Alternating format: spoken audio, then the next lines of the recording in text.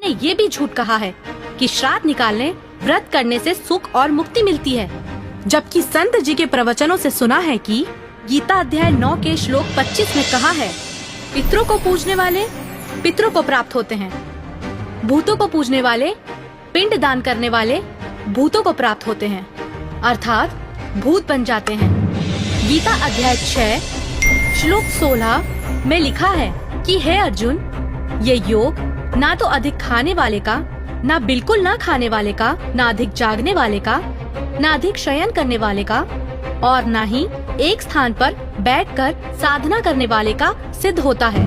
गीता अध्याय 16 श्लोक 23-24 में कहा है कि शास्त्र विधि को त्याग कर जो साधक मनमाना आचरण करते हैं, उनको ना तो कोई सुख होता है, ना कोई सिद्धि प्राप्त होती है, तथा ना उनकी गति अर्थात मोक्ष होता है। अब जैसे 16वें अध्याय के 23वें श्लोक में ये कहा कि शास्त्र विधि को त्याग कर जो मनमाना आचरण करते हैं उनको कुछ भी लाभ नहीं होता, ना उनकी गति हो, ना उनको कोई सुख हो, और ना उनकी कोई सिद्धि प्राप्त हो। यूजलेस।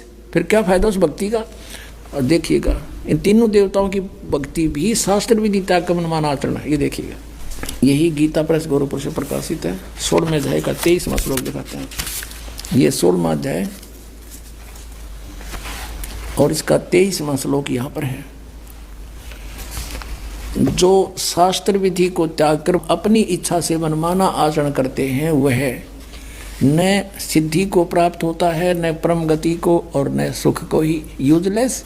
अब वेदों में इन श्राद्ध आदि कर्म कांड का निषेध है, और गीता जी में निषेध 9वें अध्याय के 25वें श्लोक में स्पष्ट किया है, भूत पूजने वाले भूत बनेंगे। ये देखिएगा, श्रीमद् भगवत गीता, गीता प्रेस गोरखपुर से प्रकाशित है। जयदयाल गोविंद का इसके अनुवादक है।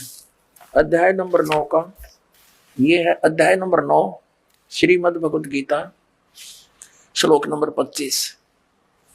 देवताओं को पूजने वाले देवताओं को प्राप्त होंगे, पितरों को पूजने वाले पितरों को प्राप्त होते हैं, और भूतों को पूजने वाले भूतों को प्राप्त होते हैं, और मेरा पूजन करने वाले मुझको ही प्राप्त होते हैं।